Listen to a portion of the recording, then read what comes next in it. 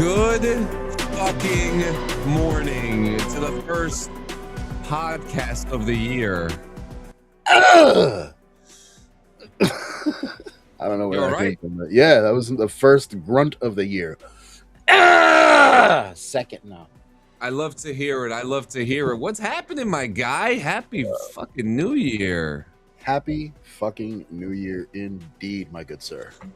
Man. Holy shit. 2026 doesn't feel that much different from 2025, but the stresses are all gone, and I'm still smoking cigarettes, so I have a problem.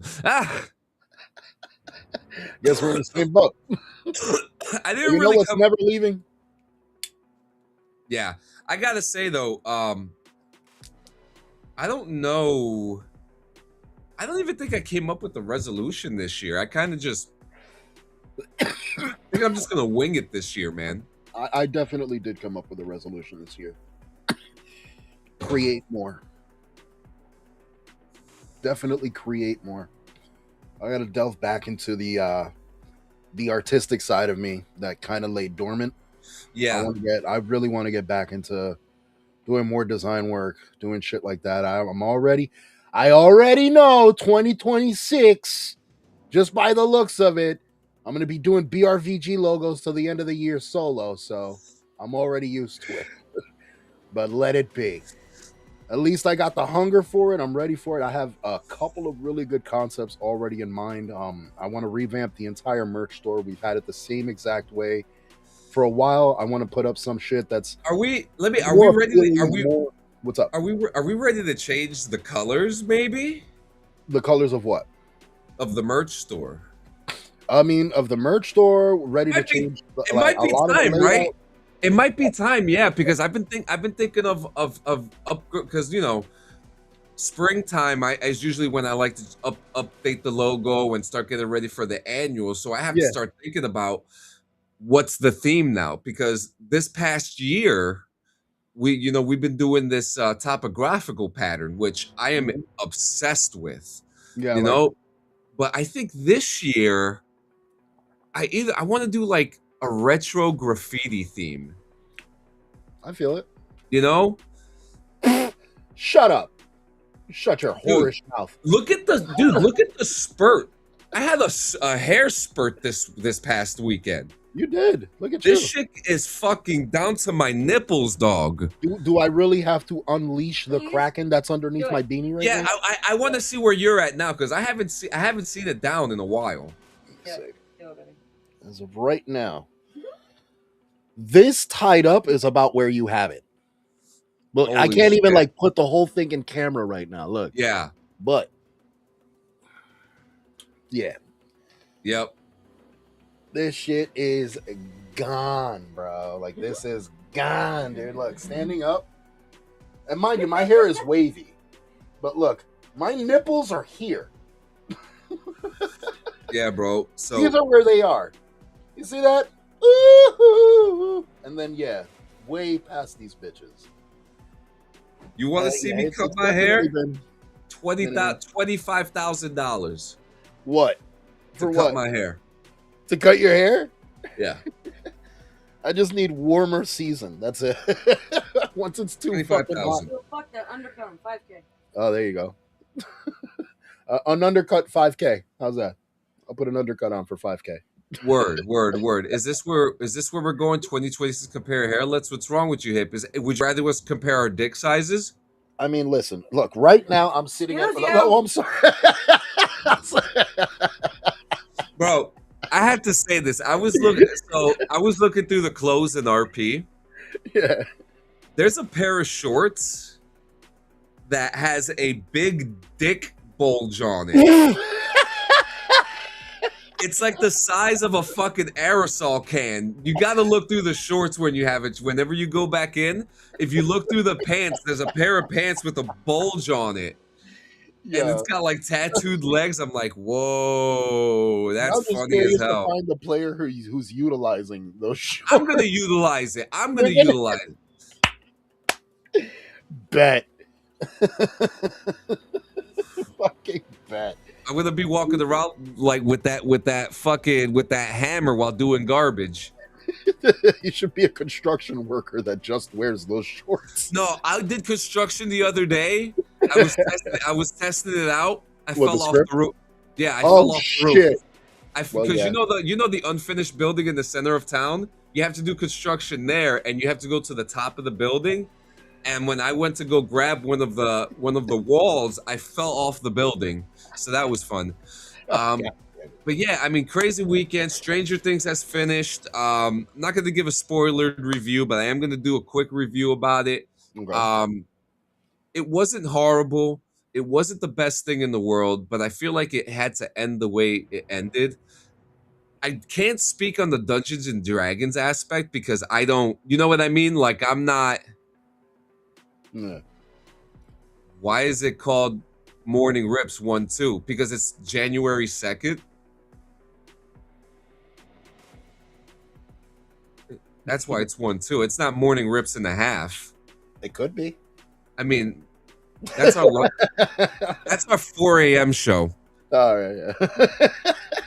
Things ended with so mid. I wouldn't say I wouldn't say mid. I would say it's like maybe a grade higher than that.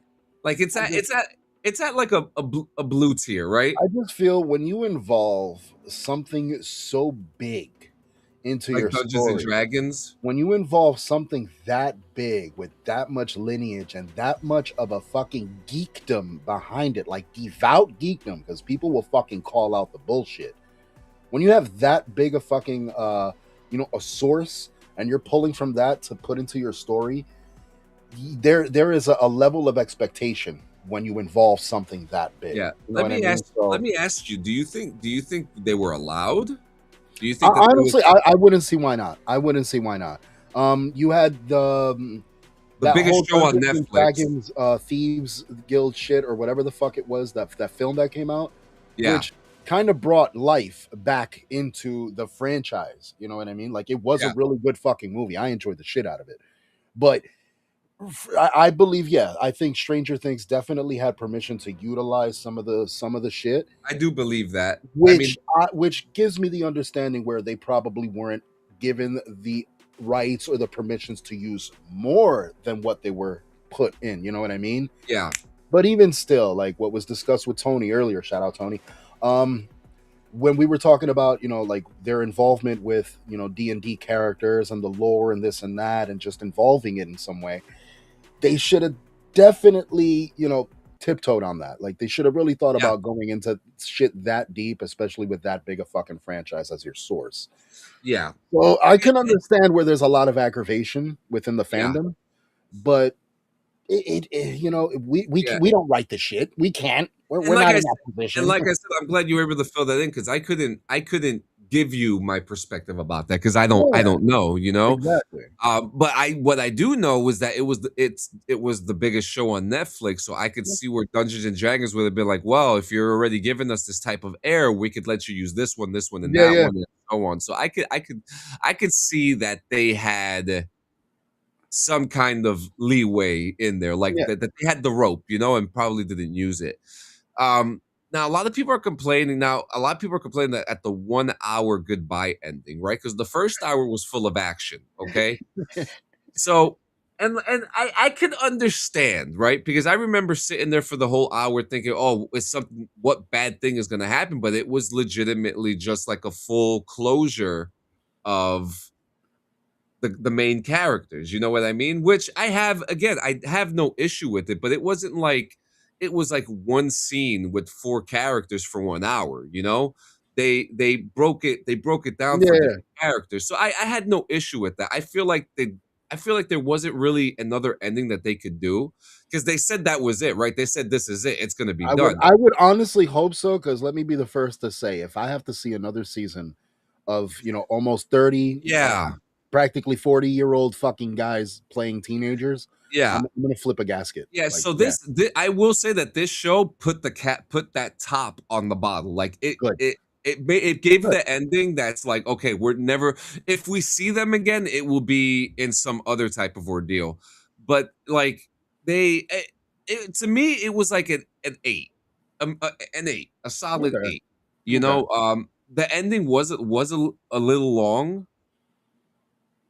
There were some. They're gonna do a spinoff. What's that? Also, the spinoff has nothing to do with the kids or anything like that. The spinoff is about the entity that created Vecna. It's supposed. It's not supposed to be. Spoiler, Geo. May I? By all means, I just already find it ridiculous, because if you're gonna do Yeah. an origin of Vetka or No, Vecna, no, no, no, no. you It's not. It's not the origin of Vecna. That's not what it so is. what the fuck is it? They did the origin of Vecna in the last episode. Yeah, Millie Bobby Brown. She's not even coming back either. Like she's not. They're all done. I would hope so. Or Again, you I can't would have hope these people. so at Yeah, this you can't point. have these people play fucking kids You all their can't have lives. them come back, you know. No. But the new in the show they showed a situation where there was a briefcase, and inside the briefcase it was like the entity that has all the darkness in it. I don't know what to call it. Right? Okay. It's not the mind flare. The mind flare is No, the mind flare is something yeah, else. yeah. Which are you going to see it, Gio? What? Are you going to watch Stranger Things? Are you going to finish No, it? no. So the Mind Flayer came back as the big bad, you know, because that's what it is. He's the big bad. Vecna is the five He's star a soldier. general. Yeah, he's a Yeah. soldier. So what was I getting at here? The I lost my I so A whole lot of nerdy bullshit. yeah, Okay. okay. So the spinoff is about pretty much like the the space entity that is involved in this. I can't explain it. They didn't really explain it too well, but it has nothing to do with yeah, it's a rock in a box. It's a rock from another planet. Geo needs context. Vecna was opening up portals to another planet in another universe because they found out that the Upside Down was a part of a mushroom galaxy part of the galaxy. So it was a parallel universe. So it wasn't. It technically ended as a sci-fi show. Gotcha. Okay. Yeah. Yeah, because I already gathered, like from watching, the earlier seasons, that like Mind Flayer, Vecna, like these aren't exactly pulled out of D&D. These are just like references that get Influenced. made to these creatures because they didn't have a legitimate name for these Yeah. creatures, so they They named them they after named what them. they were familiar with. I got that, but fuck's sake, man. Yeah, the I like sci-fi guys. So the whole sci-fi thing that came with that, I thought it worked better, Mm, like for the ending. But mm. like the whole parallel universe thing was pretty cool too. And I thought I feel like they made sense. I gave my gripes about Noah Schnapp's scene. I listen. I'm not gonna lie to you. The Hey, Duffer fuck Brothers. Duffer, down with the Russo. I will say this: the Duffer Brothers, they didn't put out a bad product, right? They made the biggest show on Netflix. Yes. They they've made some mistakes in the writing, and that's okay. But Well, what? every director does. Yeah, Every director does. and I think that whatever they do next, it's going to be something to talk about, because if they were able to have a show last 9 years, right? Mhm. And have continuous writing, and not really have a a break in that, Yeah. I feel like that they still have that legitimacy. Do I feel like they should stay in the Stranger Things world? No. I feel like No. it's time for them to branch out and do a fucking DCU movie or something. You know what I mean? Like do something cool, But to stick in your world of Stranger Things, I mean, I don't want to say it's gonna hurt them, but I Mm. really do feel like that they should be doing other stuff, Well, especially absolutely. It's especially gonna. especially in the sci-fi space. Well, yeah, definitely. I mean, they have the opportunity and the skill to do it. They've proven it by making, this show last as long as it has, like expanding the story, keeping it relevant, keeping it grounded. Um, I mean, yeah, I would like to see them take on something else. I don't think they should stay within the same fucking Yeah, hamster wheel. You know what I mean? They should I definitely agree. branch out. I agree. So, I and from think the dungeon, I actually said this the other day. The one thing that bothered me about that scene was just during the time of, it's the 1980s, AIDS crisis. There's strangers in a room that you wouldn't come out to, Yeah. and there's also the feeling that he allowed to me, my perspective is that he allowed his abuser to force him to come out, and for people who have been in situations like that, like myself, you can feel like that, but to me, like, I wouldn't let the power of someone else's disgustingness overpower me enough to force myself to tell people my truth. Mm. I want to be ready to tell people my truth, not when someone else tells me they should, And that's just the perspective that I had from that, that the abuser got control of the situation. And that might be a controversial take to some people, and that's okay, I but mean, everyone's got their own it was perspective and it was opinion I about guess it. we'll call it a subjective ordeal. It was a subjective scene. You take out of it what you wanted. Yeah, I just didn't feel like it was necessary. I didn't yeah, feel that it was a plot in the story that needed to be pushed so yeah. fucking Well, I hard. did. Well, I When did say if it was between his mom and Mike, Yeah, like if it you was know, more of an intimate thing where it was people yes, that were closely related, I can understand where that scene was pivotal in, yeah, I guess developing that character more. yeah, In this one, you didn't really see a development in a character. All you saw was like, all right, this character was written to relate to me, you yeah. know, and so and I and could, it's I guess, what's it say, invest myself more into that. yeah. You know what I'm saying? And again, I don't want to say that the scene didn't need to be in the show. The scene It's just the would have been wrong great in the show. place for the scene. Yeah, it was the It was scene was very, very misplaced. bad placed. Yeah. And again, to come out to people, and we both know people who grew up in the Yeah. 80s who are gay, that were going through this, and we've had conversation with them, and I just don't feel that they would come out to people there were like at least 4 or 5 people in the room that they did not know. Yeah. And I just feel like that's now the conversation that would happen in front of strangers. Especially when the rest of the world is about to get fucking torn to shit. That is not the time to fucking do that. Yeah. Like, there's many other times throughout the seasons that they had the opportunity for him to do this, to make the scene actually, I guess, stand out more. Like, now it stood out, but it's standing out for the wrong fucking reason, because it feels off. It feels like it was pushed into that part, like on purpose, rather than savored and thought about and placed strategically where it needed to be placed for the story to make more sense. Yeah, and I understand, and I understand not every time someone comes out, it's not a bright and sunny moment, right? Yeah, and that's not. fine, and that's fine. But again, that's an intimate situation. You know, that's a very intimate situation. At fucking IHOP. That's something you do at home with your family or people close to you. And D, his flat top was real, dude. I don't know what to tell you. So the flat top is real. The kid is showing up. So the kid who plays Lucas, right? Yeah. So he's actually, when he shows up to the premieres, he's actually the one in the most fashionable like clothing. Like, he looks great, and he's got his fucking flat top fro. He looks great. He looks great. He's gonna be. I'm telling you, he's bringing it back. I just want to know which one of these motherfuckers is gonna be Robin in Brave and the Bold.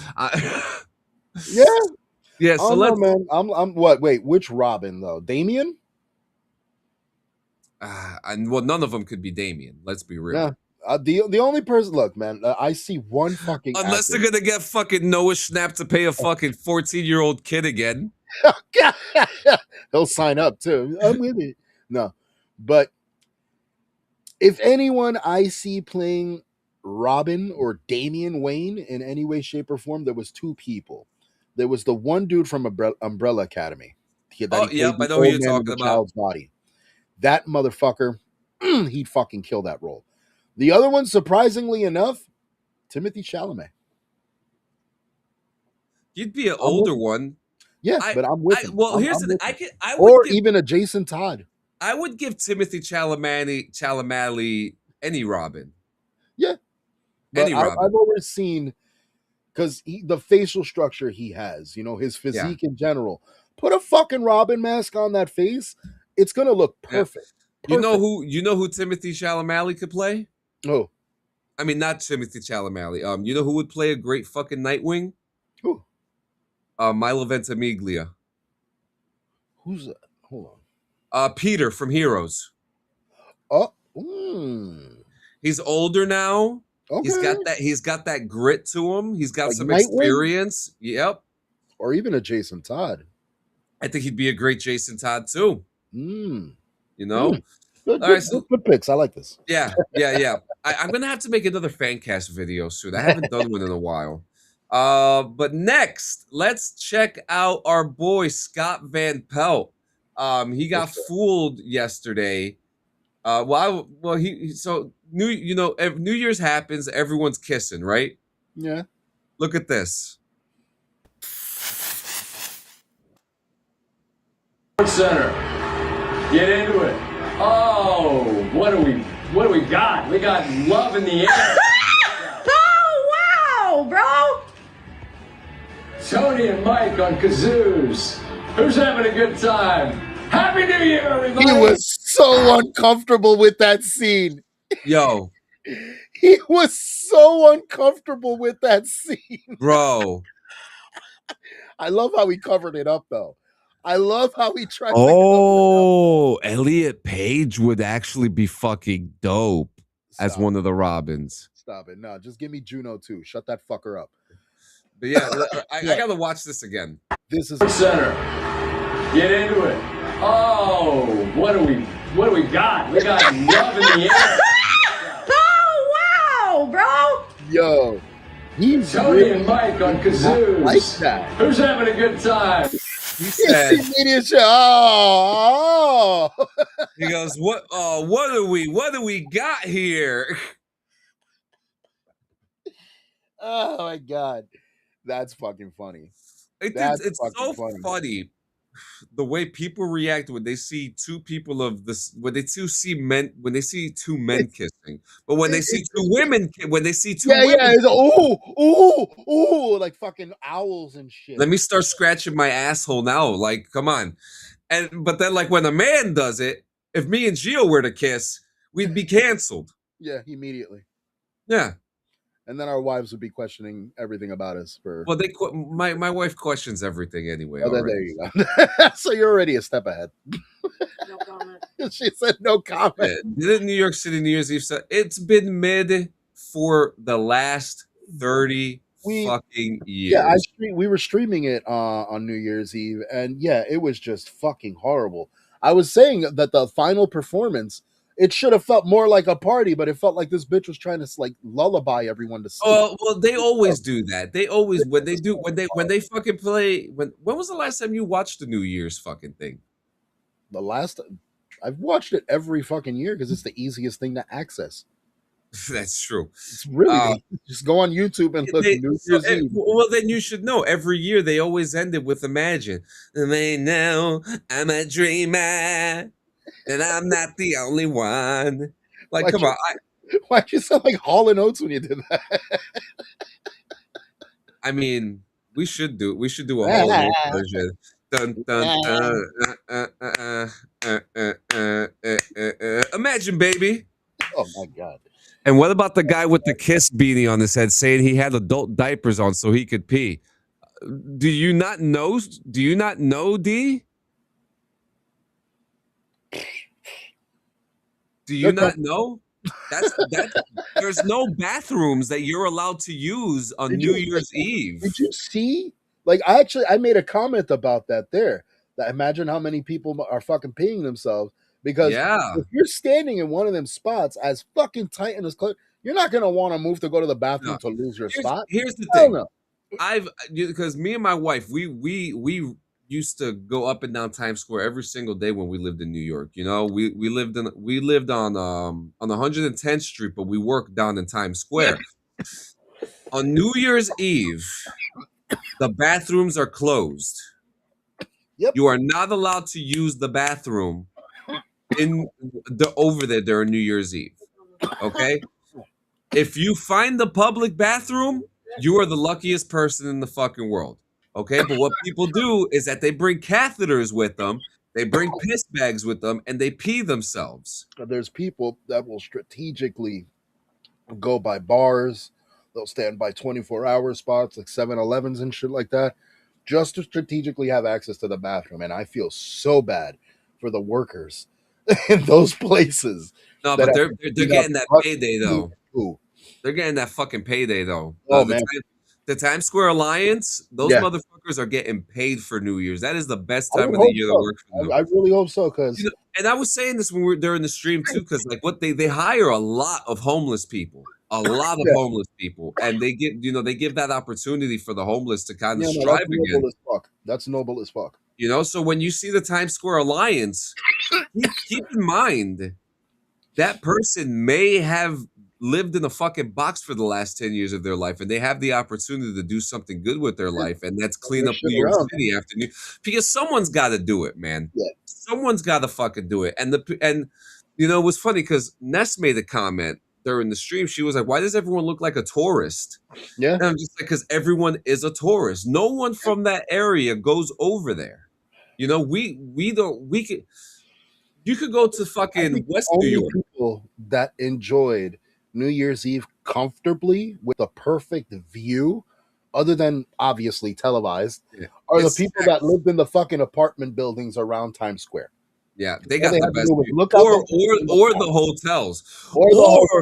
Or the people who work in the office buildings there who are just like, we're going to have a New Year's party here. Yeah, like, that's lucky. That's what lucky is fuck, yeah. See, now I'm about to look. The ball drop right out your window. See, that's gonna be my next goal, to find a job right next door so that next time I could just go to New Year's Eve for free. That's actually really fucking cool, to be honest with you. Like, if you it's pretty cool. Shit office job and you're looking outside, and you're just like, this is the view I get. But come New Year, well, that's Yeah, but then again, you got to think of the pay, like not just the payout for that, but also the cons to it. You get an office job that high up, you get the beautiful view, but you also got to deal with narcissistic motherfucking managers because you're in Time fucking Square. So you know everybody's got a bug and stick up their ass. Oh yeah. You got a bunch of motherfuckers just looking to cutthroat each other on a daily basis. Like, yeah, no, it's New York, bro. And as somebody who's worked in New York in multiple locations in New York, it's literally a pirate's life in New York City, bro. Oh yeah. Like literally. Like your ship in New York City is your company. And it's like you steer your ship as nice and carefully as you can through that ocean. But woo, there's sharks. Yeah. There's sharks. There's icebergs. There's all types of shit. Yeah. And they give them paychecks. They give them paychecks. Word. Bro, we're 1 month away from Resident Evil 9. Are you guys ready? I mean, I'm not going to play it, but I need to catch up. I need to catch up on the last like 5 Resident Evils. I'm in the same fucking boat. Like I loved Resident Evil until 4 came out. When 4 came out, it kind of pushed me aside because it's like, now you're reaching. Now it's a reach. Yeah. But after 4, it was no longer like of interest to me. Like I like the original fucking 3. Like give me those first 3 and I'm fucking happy. Yeah, so we'll get some games later. But we have while we're talking about New York, this happened over the weekend. Of years ago, now this is extinct. Oh, nostalgia gets us every time. We're surrounded by icons. We got the arch there. Here's the Metrocard. Now it will be enshrined in our memories. Maybe you carry it around in your wallet just to have it. For old time's sake, please swipe again. Makes you feel like a part of the city a little bit. But that said, I've been using my credit card because it's easier. It was one of the sounds of the city. Swipe, swipe! Swipe, swipe! New Yorkers know how to make a statement. Make one and pass. Some riders organized a ceremony in Washington Square in loving memory of the card that took us so far. Today, New York City mourns the passing of a true original. Swipe, swipe! Swipe, swipe! Swipe. The Metrocard has been slowly disappearing this year. Vending machines have been replaced by Omni, which stands for One Metro New York. Omni's not as pretty as the Metrocard. It's not as interesting looking. And it's just sort of like, okay, tap. Yeah, whatever. Ann McDermott is a rider and NYC tour guide. She'll miss the monthly Metrocard most of all. 30 days, unlimited rides, a feeling of the city at your feet. The new fare system does not have a monthly option as of now. It does allow for fare capping. After the 12th ride, the tap takes more technology than the token. New Yorkers are all very nostalgic. We love to remember. I mean, I still have a bunch of tokens in my drawer. Remember when discarded cards used to be everywhere, scattered around the ground? Now they're collector's items. The new exhibit at the New York Transit Museum showcases the cards through the years. Most New Yorkers have in their wallet, and so it's almost like your passport to the city. Regina Shepard is the acting director at the Transit Museum in downtown Brooklyn. Thousands of different cards have been in circulation since 1990. So yeah, end of an era. No, you don't need to swipe your credit card. The Omni, I think I have an Omni card in my. Yeah, now you swipe your Chase card. Yeah, you're just gonna swipe your credit card into the fucking machine. Yeah. Can I be the asshole? Go ahead. Can I? Am I allowed to do that again on the first episode? You're always allowed. All right. So what I watched in that instance, right, is New Yorkers come together in solidarity. So much so that they created a chant. Swipe, swipe. The swipe. Let me finish. All right. So they came together. That was probably the biggest display of fucking hardcore unity I have seen in such a long fucking time. Over a fucking card.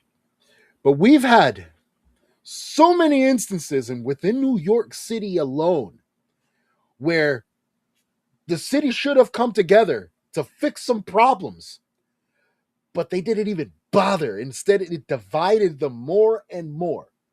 Small, stupid shit. But this fucking card thing brought them together. Yeah. Swipe.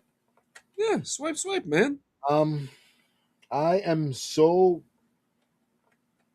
All right, you know what? I'm not surprised at just the outright hypocrisy one fucking city can show in just one movement. Because this is why I'm glad that more and more, like, the push away from New York just feels better and better. Yeah. Because it's like, how much fucking dumber can you get as a city? Like, seriously. I would have been there at the memorial. Off with the fucking Christmas lights. In New York, we're about nostalgia. You know, we kind of like it. You know, you just go up and it's like, yes, it's called get a fucking move on. You live in New York. Who wants to sit there and wait for you to go like this 28 times to get it right? Just tap and fucking go. That's it. Well, I would have been at the memorial if I would have known about it. I would not. I would have been. I would have been there with fucking bells on. Paintballs. Everybody, get off. Get out. I would have been there with fucking bells on. But for those who are wondering, you don't need to swipe your credit card. The Omni is a card that you can get. They're selling them in vending machines now, apparently, and swipe. you could get the cards and you can swipe those things. Yeah, man, just tap and fucking go. Why That's the exactly fuck what. you sit there swiping your life away? Well, Fuck off. actually, Tap you don't need to swipe anymore. So you just tap. Exactly. That's it. All right. So they made it convenient and faster for us to get to where we needed to go. Everybody would bitch and complain when the train was delayed a second. You telling me now that they added less a chance of a fucking delay that you're gonna bitch more? Fuck off. Just fuck the fuck off. Tap and go. So, are you guys familiar? Okay, perfect. I found it. Are you guys familiar with this video here? Oh boy.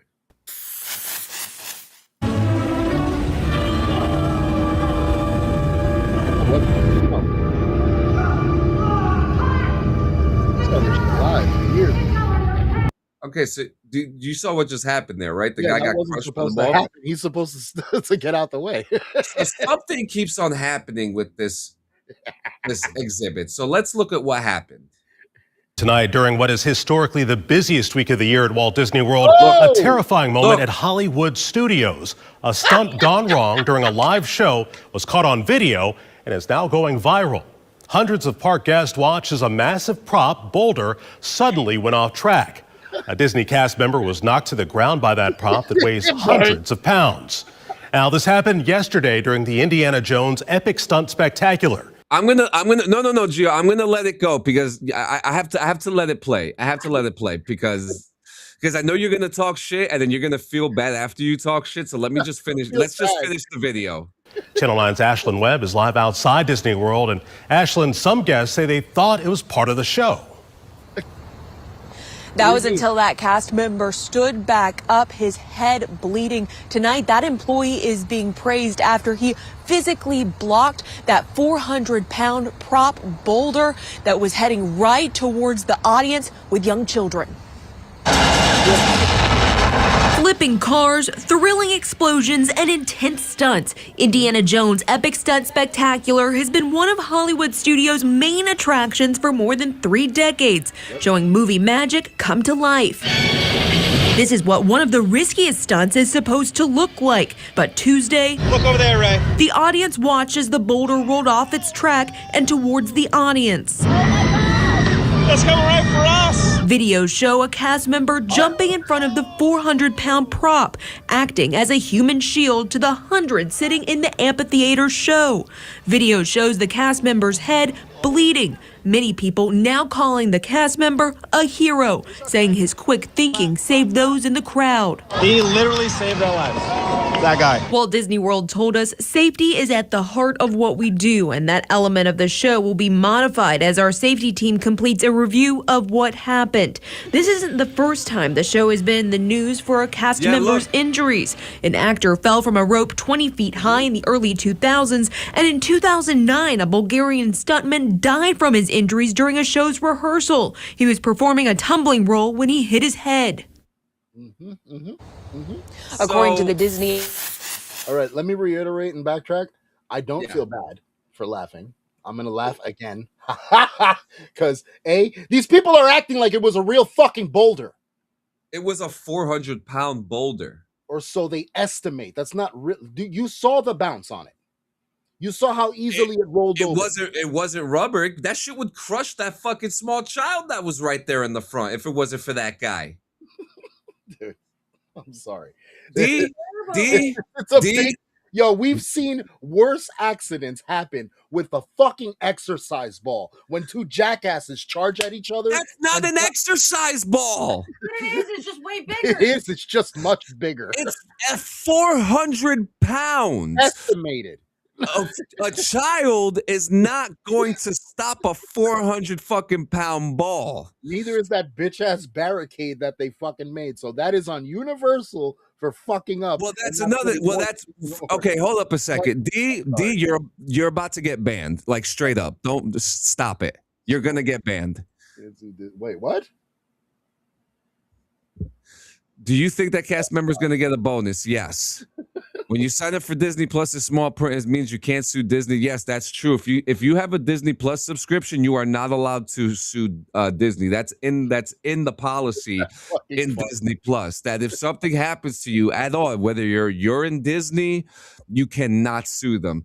And when that lady died at Disneyland a couple months ago, last year or whatever.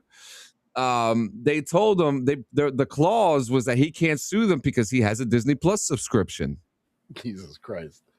So no matter what, you can't sue Disney if you watch their product. Yeah, for real.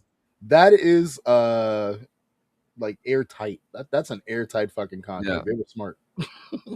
But I'm still gonna laugh. These people literally acting like that shit was a fucking boulder. I'm sorry. It was not that big a deal. Well, obviously it's not a fucking boulder, but if that's how they're portraying it as. He's the hero. He saved their life. I'm not thinking about the ball. I'm thinking about the people who could have gotten hurt. Bouncing towards the crowd. Then that just shows how fucking stupid that audience is for standing there going. Gio, have you ever sat at the end? Have you ever been there? Yes, I told you. I've been there as a fucking child. It's been open for 3 decades. It is tight. You just can't get up and run. Yes, you can. No, you fucking can't. You can't. If you're in the middle aisle, there is not enough time. If you are right and the back, you are in the middle. There is no way you're gonna get up in time and run to the side where the ball's not coming for you. If you are in the middle. You saw how fast the ball was going. Boom, boom, boom. It's like watching a fucking Romero zombie walk towards you. And it wasn't until halfway they fucking realized. It wasn't until halfway they realized that fucking thing was getting on their way. Someone did get hurt, but more people were going to get hurt.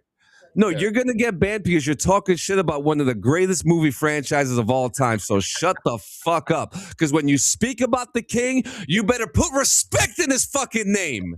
See, my rage was on. I love it, though. But no, fuck that. That shit was bouncing slow as shit. They had time to get the fuck out of there. Those people were fucking crying instead of running. Fucking, it's bouncing at less than a mile an hour. Yeah, Let's and down here and see if it gets closer. All right, so and fine. Before we move on to the next part, to confirm, Disney Plus does have arbitration clauses in their policies. Yeah, it says, like many big tech and entertainment companies, Disney's terms of service for Disney include a binding arbitration requirement. That means you agree that for many disputes, you and Disney would resolve issues through arbitration rather than a traditional lawsuit in court. They often also include a class action waiver requiring disputes to be handled individually. God damn. So they covered their ass. Yeah. That's literally what we're talking here. Harrison Ford has stated how much he dislikes Han Solo. Okay, he wanted to kill Han Solo, but he didn't want to kill Indiana Jones. That's all I'm going to say about that. That's all I'm going to say about that. And besides, he did kill Han Solo. Yeah, and besides, Han shot first, so he always shoots first. Always. He shot in Leia. No Diddy. Actually, I think that one's all Diddy.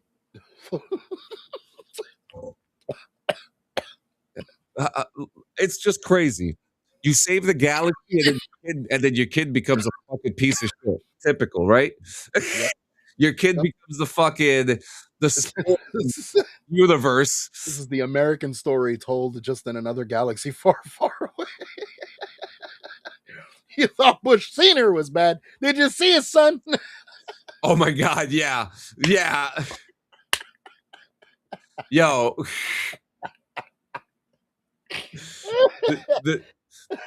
Look. I'm Kylo Ren, and this is my nose. Jesus Christ. All right, let's bring the mood down a bit. Oh boy. Now to the manhunt after a chilling discovery in Columbus, Ohio. A dentist and his wife found shot to death inside their home. Their young children were also inside, but safe. Here's ABC's Ike Ajachi. Tonight, police cars and crime scene tape surrounding a Columbus, Ohio home in Wineland Park, a historic close-knit neighborhood now gripped by fear. Inside, officers say 37-year-old dentist Spencer Tepe and his 39-year-old wife Monique, parents of 2 young children, were found shot to death Tuesday after multiple 911 calls from friends and co-workers, this one asking for a welfare check when he didn't show up for work. He is always on time, and he would contact us if there was any issues whatsoever. And we can't get in touch with his wife, which is probably the more concerning thing. Investigators say there were no obvious signs of forced entry and no gun recovered at the scene, and they do not believe this was a murder-suicide. 2 small children were found inside the home unharmed. Tonight, a small memorial of sunflowers and roses just steps from their front door. Mary, police are still searching for answers, and they're asking anyone with information to contact them immediately.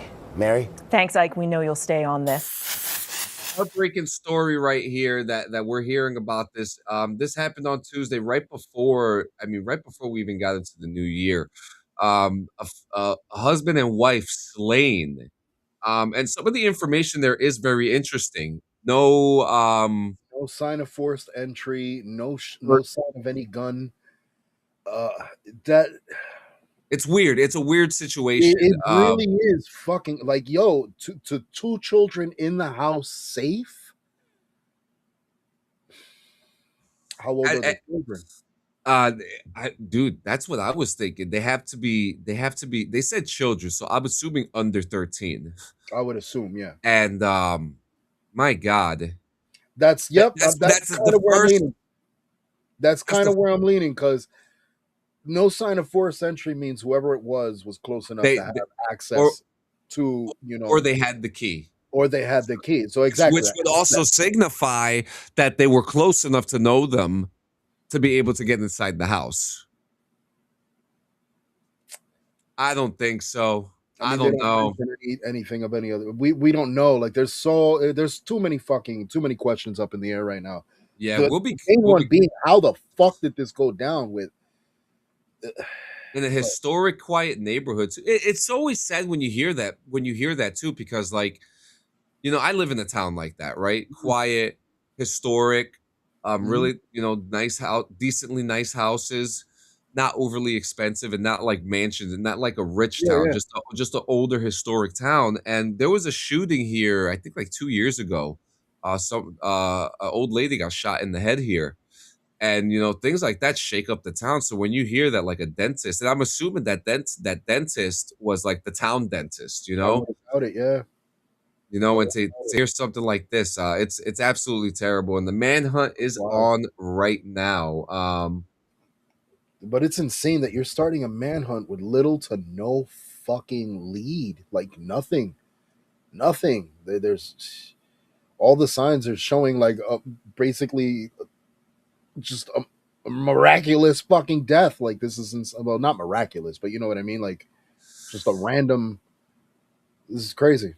Yeah, it even says if there's no gun, there would have been no way to do murder suicide. So that's why they excluded that relatively quickly. The other clue is, of course, the children are left safe. Yeah. So they don't have any possible suspects as of right now. It seems like it's someone close, though. Sad to say, it does feel like it's something close. A friend called the police at 9 a.m. that Tuesday. I can hear kids inside, and I think I heard one yell, but we can't get in. And then they said there's a body. Either of the two scenarios for how the crime unfolded seem to be most likely. Police officer said a stranger at the door who just happens to kill this couple, or some narrative that might explain why they were targeted. To help zero in on the motive, investigators will examine forensics, the possible entry of the killer. That's the first thing, the entry. Whether anything was stolen, and the history of the family or the couple to determine whether there's any threat to the rest of the community. Yeah. Damn. So now this is literally going to have that entire town on edge. That whole fucking town is going to be on edge. Absolutely. This is actually a really interesting story too. This one we have some interesting stories today. Interesting stories. We're gonna liven it up a little. So it's sad. I hate hearing about shit like this. But you're familiar with Lake Erie, right? Yeah. Oh wait, that's not supposed to be there. Whoops. All right. Now to a rare phenomenon, revealing some items lost to Lake Erie, and it's all thanks to Monday's wild weather. Remnants of a lost car among the objects whipped up as strong winds created a seiche. The water pushed east, leaving much of the western shoreline exposed. 7 News Detroit reporter Brett Cass talks to those who saw it firsthand and shows us the items and stories that were uncovered. On the western shores of Lake Erie sits Luna Pier, Michigan. Today, the now frozen edge of the lake starts about right here. But if you came here on Monday as the strong winds whipped across the lake, this beach and many others look nothing like this. As cold air and low pressure moved quickly into southeast Michigan Monday, those who live along the shores of Lake Erie knew this storm might be their chance to get a peek under the surface. We knew that this system was coming through. We had heard about the bomb cyclone. Austin Latta and his friends in Luna Pier knew the storm likely would create a seiche, a weather phenomenon where strong winds would essentially push water from one end to the other. In this case, from west to east, exposing lake bottom in Luna Pier. We decided to get a group text together and say, hey, let's meet up tomorrow morning when the winds are going to be the strongest and go out and do some beach combing. It's something Austin and his friends have seen many times before, but this time was different. Yeah, this was otherworldly to see the water out that far. Austin estimates he and his group walked roughly a quarter mile from the usual shoreline, finding hidden secrets like this car axle, which he learned was from a Volkswagen towing kids on skis when it fell through the ice in 1969. Or this unidentified class ring, which Austin believes had been lost underwater for more than 6 decades. We're going to get that cleaned up and see if we can't find out some more. What a story that would make if we could find the rightful owner of that. They did, however, find the owner of this snowmobile, which was covered in zebra mussels. The owner had fallen through the ice 2 years ago, and his friend was also out searching for it during the seiche. He found it, retrieved it, and now plans to have it restored. No way! This definitely was surprising. We didn't think that the seiche was going to go this far out and that we were going to be able to walk that far out. From Monroe to Maumee Bay State Park in Ohio, dozens of people who saw photos online ventured out to the beach to see it for themselves. Amazing. Something I ain't never seen before. Being from South Carolina, you know, we don't get to see this often. As others tried to get a sneak peek on Tuesday, the water was already back to normal. But for those who walked it firsthand, the items and stories they uncovered will be stories they'll share for a lifetime. It was a fun day. Dude, that is so cool. I mean, imagine like losing your fucking snowmobile because it sank in the fucking lake one winter. And then you get it back like 6 years later, and you're just like, yo, fixing this shit. The class ring is cool. The sled is actually really cool because dude, that class ring could potentially be like real because of the time it was like manufactured and shit. Yeah, like a real gold one, like how they used to do them back in the day. The one that's really fucking cool too is the sled axle. I want to know the story of what happened with that. Like, you know, was the guy sledding people and the ice broke right under him while he was sledding people with it? That it's so crazy. That's so cool. We'll go back real quick. Remember the couple that got taken out by guys dressed up at UPS uniforms? You think maybe the same? It could be. It could be. It could be anything. Good. It could be anything. Now, before we get to our last topic, I want to see if there's anything. Gio, that's inappropriate. Stop it. Leave him alone. He's being inappropriate. He's shaking the butane. Get your mind up the gutter. No. Hold on. Hang on, I gotta fill my pink. Oh, come on. Come on.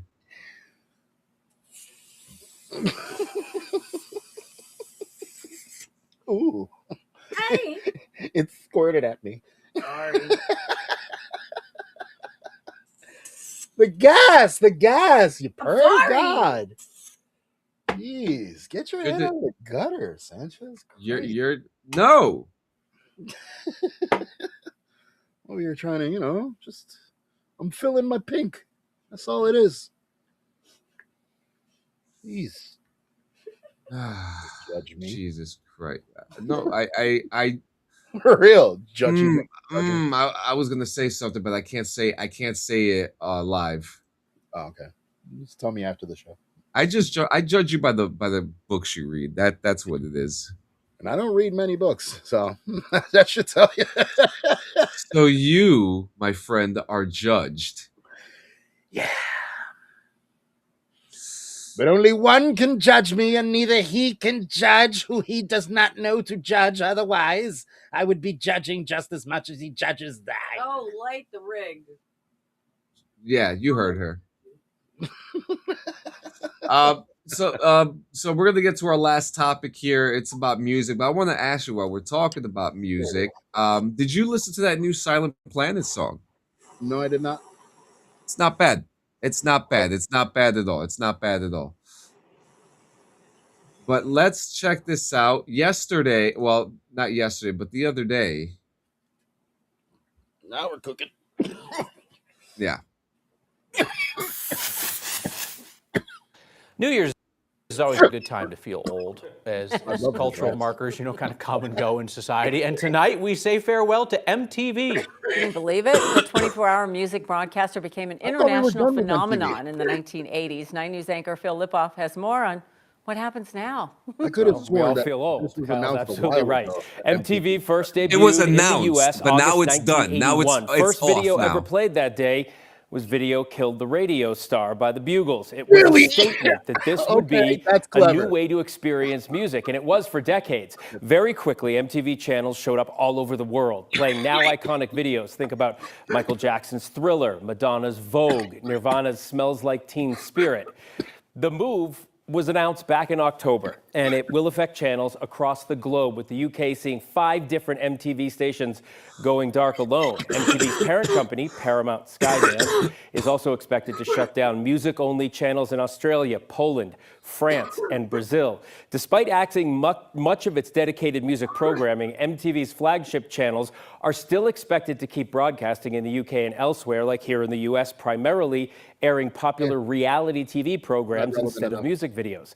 The changes come as Paramount Skydance aims to cut costs following its blockbuster and controversial merger earlier this year.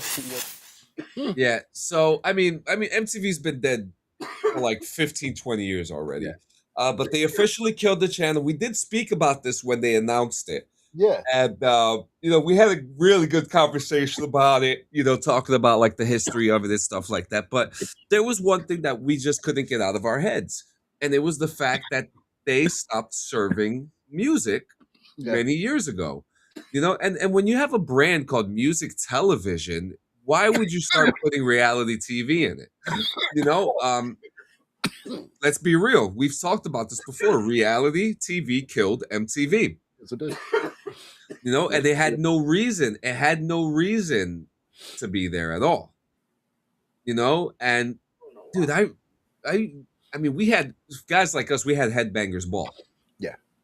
Well, I liked watching Fuse. When Fuse came out, that was where I immediately branched in because they had more rock music. They had way more rock music. And then they had the what was it? The Music Choice channel. Remember those? I remember Music Choice. Well, you could just choose the genre. Yeah, Music Choice broke it all down for you in channels like radio stations, which was really fucking cool. But those would be like channel like 900 something. It's just that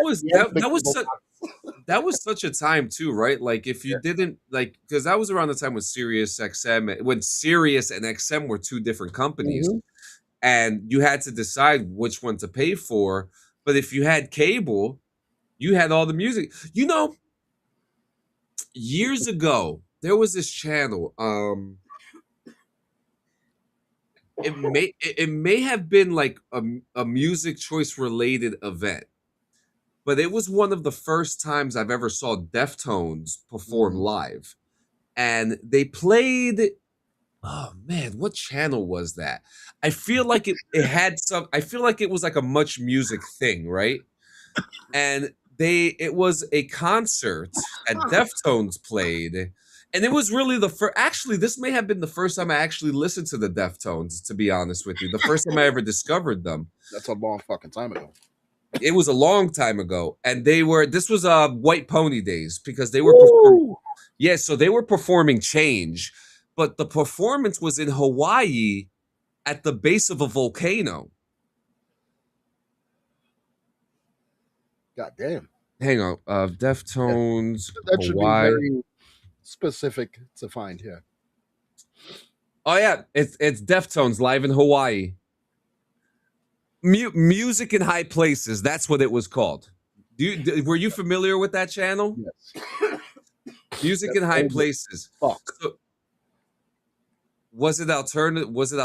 No, No, Alternative no. Nation was another good channel too. Alt Nation was Nation. good. And now Alt Nation is on Sirius XM. Yeah. But yeah, it was Music in High Places. It was the first time I saw Deftones, but they released it as a DVD. Now it was a semi-acoustic, semi-full rock concert. Yeah. So it was a really cool thing. It was my first but that was during the time with Music Choice. But I found that performance while scrolling through those music channels. Linkin Park, when Reanimation came out, they had a whole thing on MTV2. Mudvayne won the first MTV2 award. Yep. For Dig, which was a big thing. So there's a lot of history with MTV that went. My video featured with LDA and Baby Ranks was on MTV3, which there was you go. The Spanish MTV. It was featured on that shit on #1 for like 3 months. Didn't they do a song with Adam Sandler at that show? I believe they did. But yeah, MTV's dead. But there was someone, an enthusiast, right? An old fan who has the money to buy it. And apparently he wants to buy it, and he wants to, bring back what MTV used to be. But the thing that comes to the back of my head is you have YouTube out, right? The guy from Headbangers Ball, the guy from Headbangers Ball said the reason why MTV died was because of reality TV and because of YouTube. We have YouTube. So what are you going to do to make MTV different? Because these artists, like for example, Normandy or Silent Planet, they just have to upload their shit on YouTube. They get the money for it, get the rights for it. The only thing I could see MTV doing to catch up with the times. And this is me just throwing out an idea. Turn MTV into a streaming service. Hear me out. Turn it into a streaming service. It strictly gives you full access to concerts, worldwide concerts that That's you what could we watch need. That's right what we from your need. fucking TV. That's what we This need. is music television where you get the mixture of music videos throughout the week. But once there's a show, like, there's tours all over the world at any fucking time. Once the spring comes, festivals start. That's it. So springtime, you have like premiere events. Boom. You upcharge an extra $2, for certain access to whatever's happening. You get access to the I intermissions love and this. shit like this. Or, things like that. That's what MTV should take on. Catch up with the times, monetize it, and get with it. I love that. And you know why I love that, right? Because, like I said, in the springtime, festivals happen. We have Rock'em Ring, Rock'em Park, Hellfest, Welcome to Rockville, Sick New World, When We Were Young, Warp Tour. Yep. And they all stream on YouTube. Exactly. So if MTV were to get the contracts, instead of us having to go to Arte concert or go to the Hellfest website where I have to pay $120 just to watch the live performance. You've already paid $15 for the month. You have access to the full live fucking show right as it's happening. Boom, right then and there. Like, that's it. Multiple. And then this would give the opportunity for venues, bigger venues like Prudential Center or Madison Square Garden, or if it's just that big of a concert, charge for the concert, charge for the one concert, $10. We saw during COVID era, I spent so much money on concerts that were virtual. Okay, Bad Omens, which it's funny, that's how I found Bad Omens through a virtual concert. Papa Roach, Under Oath did 4 of them. Korn did one on a fucking roof somewhere, and Gio, you're fucking onto something. That's really a good idea. Yeah, man. I think it's probably the best way to capitalize because you've got a name, bro. Like the MTV name alone is gonna sell because it has nostalgia, it has history, it's got lineage, man. There's lineage to MTV. To let that die out completely would be a waste. It would be a complete waste of such an awesome brand, man. MTV needs to become a streaming social. And I think there needs to be some social in there too. Oh yeah, hell yeah. Have the chats open so people watching can fucking interact with each other. Like, really make it worth the money that you want it to be. Like, remember music? I remember. I remember that too. Or how about this? Music podcasts. Yeah. Music talk shows. Like you're making a full-on channel with everything you want. The same way you would go down through like Hulu or Disney where you would see your categories. You got your documentaries, all documentaries about bands and shit. Or what they could also do too, they could have Headbangers Ball turn into a podcast too, right? Yeah. They could have the live channels like they do with other streaming service with different genres, different years, and then have their live channels just playing whatever's in rotation. And let's throw this in there too. This is another way to capitalize on catching up with the times. They could take old fucking concerts, old videos, old footage, nostalgic shit, remaster, reproduce, and put it out again and bring new life like to old shit. Like they could really fucking like, what is clean? You should go into business with Joe Pro and create a clean pro podcast studio. You want to know something? If that's an idea, then me and Gio got a fucking job because me and Gio would be the advisors for that shit. Well, Joe, I know Joe. I've known Joe for a long. Joe used to call me his son when I was at his fucking studio all the time. But I mean, if we could make it happen, we can make it happen. I just don't want to lose the CSM fucking band. Like we can't lose that banner. No, we never would. And I'm not talking about going to what I'm saying is we are advisors for turning that place into a podcast studio. Oh, hell yeah. Absolutely. Look, I just gave MTV a basically multi-billion-dollar idea in a matter of seconds. Gio, I'm not going to lie to you. Happen. They're probably going to end up doing that, and I'm going to see this much of it. Yeah, and Gio, you want to know something? You don't have a lot of bad ideas, right? No. This is the best idea you've ever had. Probably. How do we buy MTV? That would be the only way to make it happen right, is if I did it. But nah, there's no fucking way. Listen, man, hopefully somebody fucking takes the reins, does something right with it, and we don't lose the music television fucking logo. Yeah. We don't lose the brand, because it does have It's a too good lot of a brand. Yeah, it's not just that it's too good; it has too much history, man. Like, that was such a pivotal fucking channel in all our lives. It's kind of like when the WB turned into the CW. Yeah. It just wasn't the same. No, it wasn't. It really wasn't. It just wasn't the same, man. No. Oh, guys. Don't break it, guys. Oh, Jesus Christ. Well, guys, thank you so much for coming to another fucking episode of Morning Grips, the first one of the year. First one of the year. Listen, D, if you could talk to Gerald Pearl, the three of us could be advisors. We could start a business off of this, okay? Oh, yeah. Literally, to advise people to help them turn their places into podcast studios. Hell, that's a new show right there for us. Yeah. You know what I mean?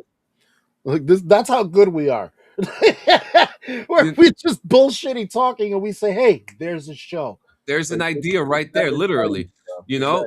Have someone that we need to do, bro. We need to find, like, where the investors at? Where do we go to, like, really like kiss the investor ass? Like, that's what we need to do. And then a cool investing ass, but a cool investor that doesn't want to change anything, Exactly, like the cool investor's like, look, I like what you do. You guys need support. I'll help you. That's it. That's it.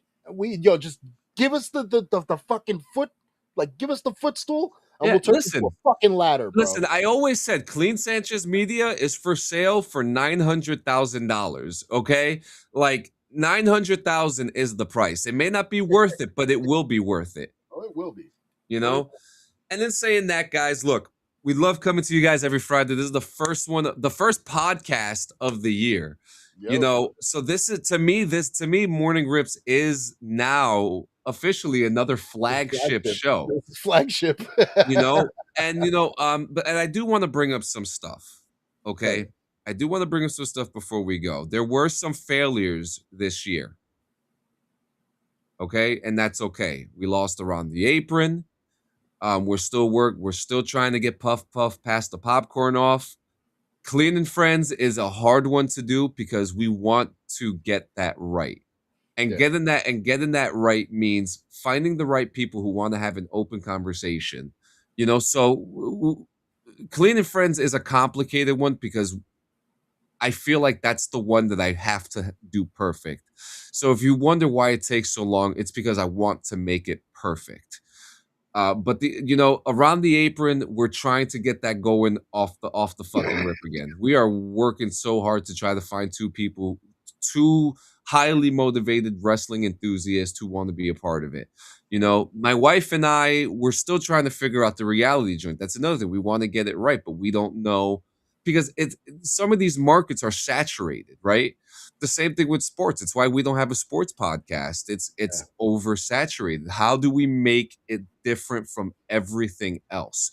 Because when I look at Clean and Friends, and smoke weed before everything and just brand it off, like, that's just too damn easy. Too easy. Yeah, and then with Clean and Friends, I'm so particular about it because I don't want to be another Joe Rogan.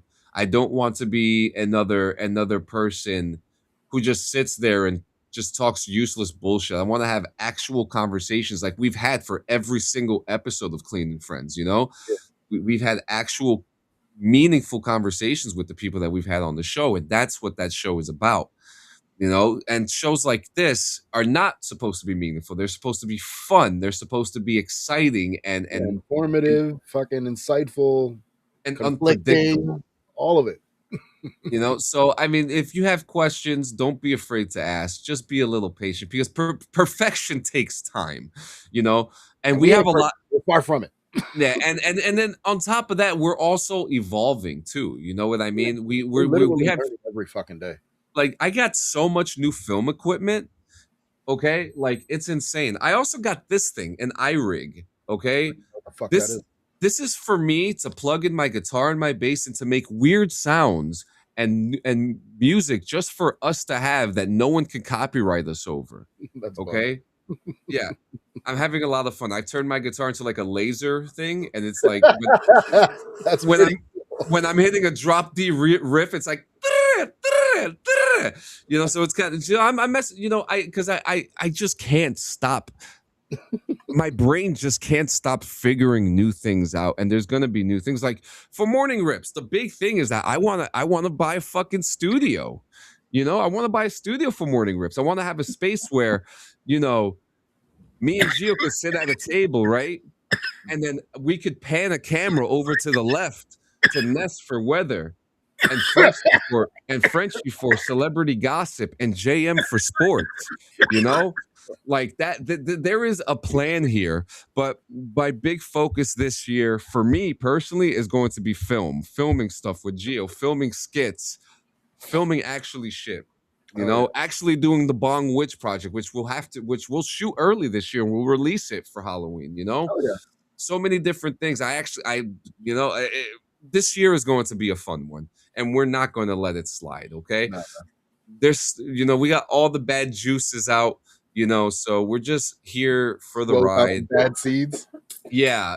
Yeah, exactly. You know, squeeze them out like fucking orange juice. I just told the Pearl Studio butler, Mark Bernardo, to relay the message. We will podcasting. If Joe, I mean, I don't know where his mental capacity is at right now, but if you tell Joe Gio, like he has to remember me. There's no way he can't fucking remember. Look, podcasting is the future. And even though podcasting has gone from audio to video, they're trying to take away the word podcasting from us. Podcasting is the future, okay? We have radio, we have internet radio, and we have podcasting. And this is the future. And anybody who wants to be a podcaster, we will help you get there, okay? So we'll tell you what's the best equipment if you're on a budget. We'll tell you what's the best equipment if you're not on a budget. We'll tell you what programs to use to get your shit going. We'll tell you what to say, what not to say. You know, we'll tell you if it's a good idea or bad, because we have the experience now. So, and in saying that, tomorrow's BRVG, the first episode, the first BRVG of the year. We're all super excited, so make sure you join us tomorrow night for that episode. Don't be surprised if you see some streams happening between me or Gio. Gio, you need to start. I don't know. You fucking start streaming Fallout again. You know, because something. Yes, I know. I know. Fallout first. Your numbers. I mean, your numbers are really good. Seven people a fucking stream is really fucking nice. You know, you're starting off. Yeah. You know, you're an affiliate now. You're back in action. You're getting back to work. You're getting a lot of influence. This is going to be your year. One of my resolutions this year was to get my creative bone back. Like, I have to get that back. Like I've been, it was hard to put myself in that mental state again because of everything that was happening and like everything that happened all at once, and just like it was just a lot of bad timing. Yeah. And it concluded with me like not being able to really focus or have the drive to be creative anymore.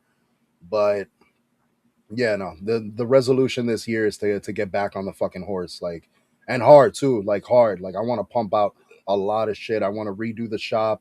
So keep your eyes fucking peeled on cleansanchezmedia.com, BRVG's merch site, my merch site, it's Clean Sanchez. Everybody's fucking merch site is getting revamped this year. Like, yeah, and B Lit is taking too long, and I'm sorry about that, but it's no, it's getting launched this fucking year. It's happening. I mean, done. I have like the shirts and stickers are done in there. Mm-hmm. There's a couple of things in there that are already done. So maybe I should put the website live. Yeah. But I also want to put in. I have to finish up the Parapal shirts. The Parapal party shirts. There you go. The party shirts, because the party shirts are dope. But guys, we're just excited to be in this new year. We're highly fucking motivated. We're excited. Thank you for coming for today's episode. Make sure you come and join us tomorrow. Make sure you come and join us Sunday for DD214. It's crazy. We're doing Friday, Saturday, Sunday, and Monday. The weekends are the busiest days of the week, and I cannot look forward to what we have in store. We love you guys. Take it easy. Stay high. Drink water, and